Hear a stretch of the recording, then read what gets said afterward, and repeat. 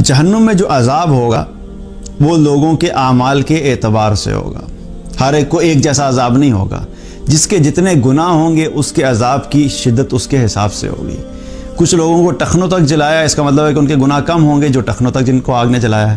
جن کے تو گناہ تھوڑے زیادہ ہوں گے وہ نصف پنڈلیوں تک جلے ہوئے ہیں.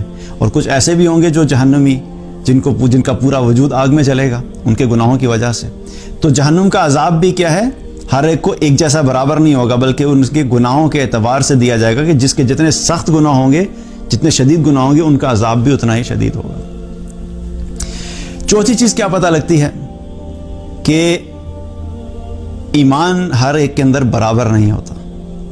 ایمان ہر ایک کے اندر برابر نہیں ہوتا. جتنے بھی مسلمان ہیں ہر ایک کے دل میں ایمان کی کیفیت مختلف ہوتی ہے. کچھ کا ایمان کیا فرمایا، 1 دینار کے وزن کے برابر، اور کچھ کا ایمان فرمایا آدھے دینار کے وزن کے برابر. کچھ کا ایمان کیا ہے، بالکل ذرے کے وزن کے برابر. تو یہ مختلف طرح کے ایمان ہیں، لیکن کم سے کم ایمان کتنا ہے، ذرے کے برابر تو ایمان تھا. ذرے کے برابر ایمان تھا. تو اس ایمان کی بھی کیا ہے ویلیو پتہ لگ رہی ہے کہ اتنا ایمان بھی انسان کے لیے الٹیمیٹلی آخرت میں نجات کا سبب بنے گا. تو اس سے کیا پتہ لگتا ہے کہ ہمیں کم سے کم درجے میں اتنا ایمان تو ہمارے دل میں ہونا چاہیے نا. اللہ تعالیٰ ہمیں اعلیٰ ایمان عطا فرمائے. ٹارگٹ ہمارے ہے کہ ہم نے سب سے اعلیٰ ایمان کے لیے کوشش کرنی ہے، لیکن کم سے کم درجے میں اتنا ایمان تو ہمارے اندر ہونا چاہیے جو ذرے کے برابر ہو. اور کم سے کم درجہ ایمان کا کیا ہے وہ ہمیں کیسے پتہ لگے گا، وہ بھی رسول اللہ صلی اللہ علیہ وسلم نے ہمیں بتایا. صحیح مسلم کی روایت ہے، نبی صلی اللہ علیہ وسلم نے فرمایا کہ تم میں سے کوئی شخص اگر برائی کو ہوتا ہوا دیکھے تو اسے چاہیے کہ اس برائی کو اپنے ہاتھ سے روک لے.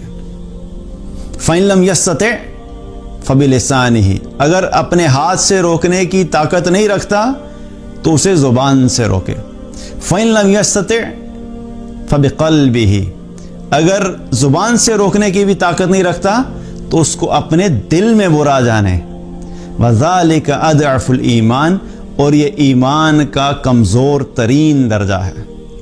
یعنی گناہ کو ہوتے ہوئے دیکھنا، اگر آپ کے پاس ایسی سچویشن ہے کہ آپ اس گناہ کو اپنے ہاتھ سے روک سکتے ہیں تو پہلی چیز کیا ہے کہ اپنے ہاتھ سے روکنا ہے. لیکن کچھ ایسی سچویشن تھی جہاں پہ آپ اپنے ہاتھ سے نہیں روک سکتے، لیکن آپ زبان سے کہہ سکتے ہیں کہ دیکھو یہ بات غلط ہے، مت کرو، یہ اللہ کی نافرمانی ہے، اس سے بچو. اگر آپ زبان سے روک سکتے ہیں تو آپ زبان سے روکیں.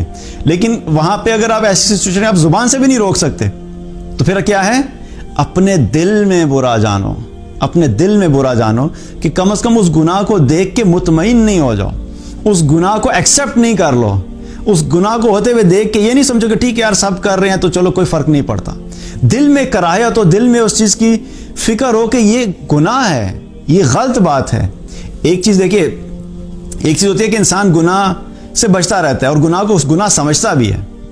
لیکن ایک کیفیت کیا ہوتی ہے، جب تک آپ اس گناہ کو گناہ سمجھتے رہیں گے نا، اور اگر گناہ زندگی میں ہے بھی ہے تو ایک امید ہے کہ ایک دن وہ گناہ چھوٹ جائے گا، کیونکہ آپ اس گناہ کو گناہ سمجھ رہے ہیں، آپ غلط کو غلط سمجھ رہے ہیں. لیکن جس دن آپ غلط کو غلط سمجھنا چھوڑ دیں گے اس دن وہ امید بھی ختم ہوگی کہ اب یہ شخص واپس نہیں آ سکتا، کیونکہ جب وہ غلط کو غلط مانے گا ہی نہیں. شراب پینے والا اگر شراب کو پینا غلط مانے ہی نہیں تو شراب کیسے چھوڑے گا؟ وہ تو بلکہ الٹا جسٹیفیکیشن سے نکالتا رہے گا نا کہ شراب دیکھیں جو نقصان شراب کے بارے میں آئے ہیں ان میں سے میں تو کوئی بھی چیز نہیں کر رہا. شراب کی میں نہ تو میں ٹن ہوتا ہوں، نہ میں اپنے ہوش کھوتا ہوں، میں تو صرف سوشل ڈرنکنگ کرتا ہوں. سوشل ڈرنکنگ کے بعد جب کوئی پیتا ہے میں ان کے ساتھ بیٹھ کے تھوڑی سی پی لیتا ہوں.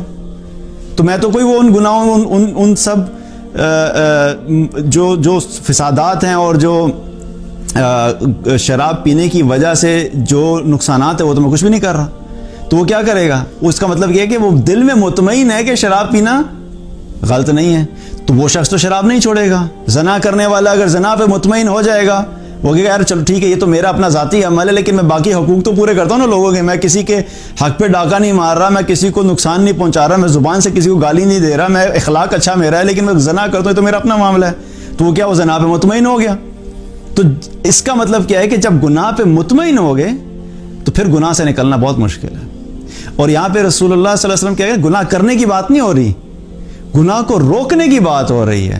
کرنا تو بہت آگے کی چیز ہے. آپ گناہ کو دیکھ رہے ہیں اور آپ کے دل میں یہ احساس نہیں ہو رہا کہ یہ گناہ ہے، تو آپ سمجھیں کہ آپ ایمان کے کم سے کم درجے سے بھی محروم ہو چکے ہیں۔